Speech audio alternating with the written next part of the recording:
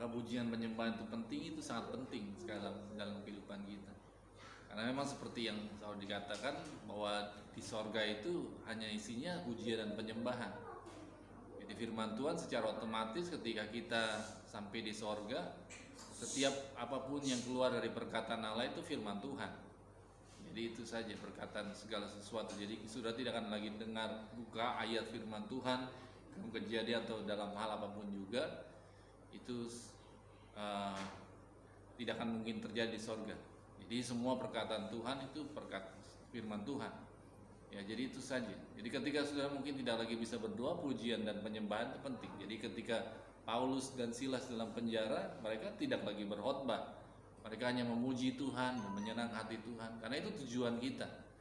Tujuan kekristenan ataupun orang percaya itu tujuan pertama adalah untuk memuliakan nama Tuhan. Jadi pujian dan penyembahan sesuatu yang penting di dalam kehidupan Kristen.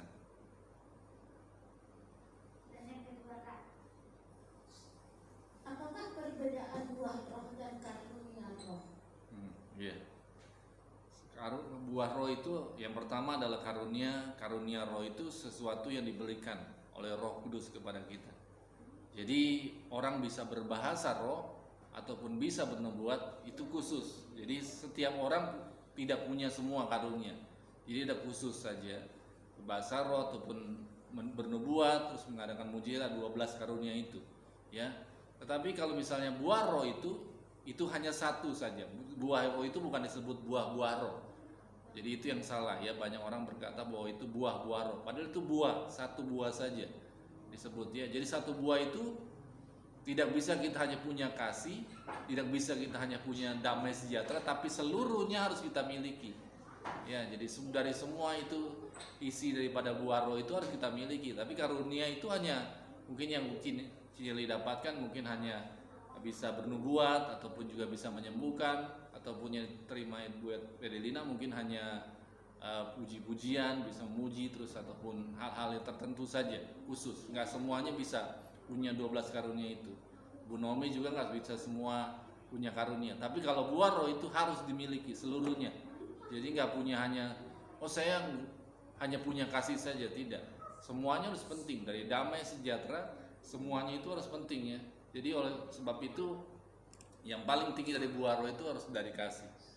Yang paling tinggi, orang bilang itu tingkatan yang paling tinggi dari buah roh itu kasih.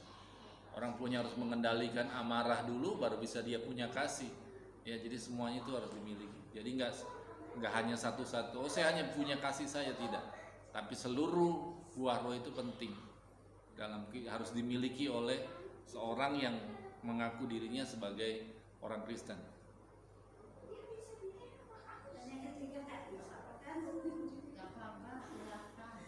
Bagaimana menimbulkan buah roh itu di dalam diri kita? Kan kita kadang nggak tahu kan. Menimbulkan buah roh itu gimana caranya? Itu penumbuhan buah roh dari kehidupan kita sehari-hari sih. Ketika dengan berbagai-bagai cara, ketika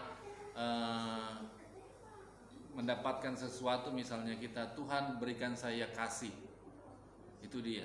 Tapi ketika kita Tuhan berikan itu kasih, bukan tiba-tiba orang-orang di sekitar kita jadi baik, jadi kita mudah sekali mengasihi. Tapi terkadang ujian itu terjadi dalam berikan saya damai sejahtera.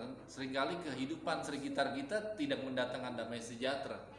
Ya, tapi kita bisa dan Tuhan akan buat itu dalam setiap kehidupan kita. Jadi semakin lama semakin kita punya mengasihi. Jadi nggak tiba-tiba kita dapatnya langsung. Itu melalui proses yang panjang dan itu melalui banyak ujian sampai terakhir kita selalu harus berjuang untuk hidup di dalamnya. Ya. Diminta sama Tuhan berikan saya kasih, tapi jangan berharap bahwa tiba-tiba orang-orang di sekitar kita jadi orang baik. Mungkin tiba-tiba jadi jahat. Berikan saya kesabaran, tiba-tiba Tuhan uji dengan orang-orang yang tukang marah, yang mungkin bisa menyakiti kita. Itu dia. Itu dengan cara seperti itulah Tuhan akan memberikan buah-buah roh dalam setiap kehidupan kita. Ya, saya bertanya, bagaimana sih mengawasi anak yang sekarang ini yang di dalam HP itu banyak yang benar gitu, itu caranya mengarahkan anak itu gimana caranya, Pak? Jangan terjerumus di dalam hal-hal yang seperti itu gitu. mengajar anak-anak tentunya kita nggak bisa ngawasi mereka 24 jam. Iya, itu Kak, benar. Itu tidak mungkin bisa dilakukan. Makanya seperti kemarin katakan, kita juga harus bisa jadi teman buat anak-anak kita. Itu yang penting. Tapi selanjutnya yang paling penting adalah ketika kita, makanya firman Tuhan katakan ajar anakmu ketika masih waktu sebelum mereka tidur. Jadi waktu kita sedang bercakap-cakap dengan mereka, kita sampaikan juga firman Tuhan. Itu yang paling penting. Yang penting tanamkan dulu firman Tuhan dalam kehidupan mereka. Nggak harus kita tiba-tiba buka Alkitab waktu kita ngobrol, Kak ataupun siapapun panggilan anak ibu itu, kita ajarkan firman lewat cara-cara seperti itu. Jaga hidup yang baik, ya, jaga hidup tetap setia sama Tuhan, itu hal-hal yang penting. Harus selalu kita ingatkan setiap saat, setiap waktu, ya. Sama seperti firman Tuhan tadi saya katakan bahwa firman Tuhan pernah katakan ajar anakmu waktu masih tidur. Itu setiap kalau misalnya diajarkan cerita tentang Paskah, cerita tentang Keluaran itu setiap hari harus diajarin oleh orang-orang Israel kepada anak-anak mereka. Mungkin mereka pusing dan kemudian masa kan cerita itu lagi, kan bosan. Saya selalu katakan kepada anak sekolah minggu sebelum saya mengajar misalnya, oh saya udah tahu ceritanya. Berarti mereka sebenarnya udah, tapi harus diajarkan terus menerus.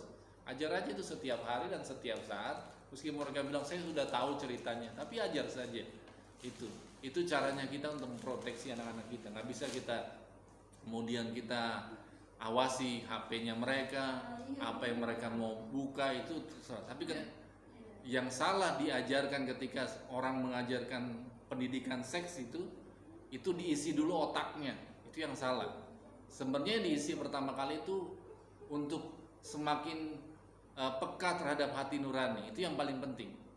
Jadi orang ketika Rasul Paulus katakan bahwa setiap orang mungkin belum pernah mendengar Tuhan Yesus, tapi hati nurani mereka itu yang otomatis terhubung. Jadi ketika orang misalnya mencuri, nurani mereka itu selalu bilang itu salah, otomatis ya orang pasti akan ketakutan meskipun mereka tidak punya agama. Ya, itu yang menghubungkan manusia dengan Allah itu lewat hati nurani. Pun negara-negara bebaskan seks bebas, pertama kali mereka salah. Mereka ajarkan dulu pendidikan, isi dulu otak mereka.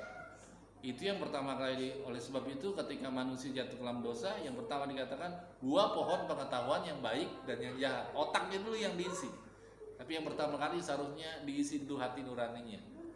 Isi dulu dengan pengajaran firman Tuhan. Otomatis ketika mereka mau melakukan kejahatan, otomatis mereka akan ingat, oh apa ini ya, oh ini salah. Jadi ketika ibu mengajarkan firman Tuhan, ibu sedang mengisi hati nurani mereka sehingga mereka menjadi hatinya semakin murni. Jadi ketika mereka mau buka hal-hal yang buruk, mereka ingat, oh ini salah. Jadi mereka harus lebih peka terhadap kebenaran firman Tuhan. Jadi ketika sudah diajarkan seperti itu, meskipun kita ajarkan pendidikan seks secara apapun juga, otomatis mereka kan nggak akan melakukannya karena mereka sudah takut akan Tuhan.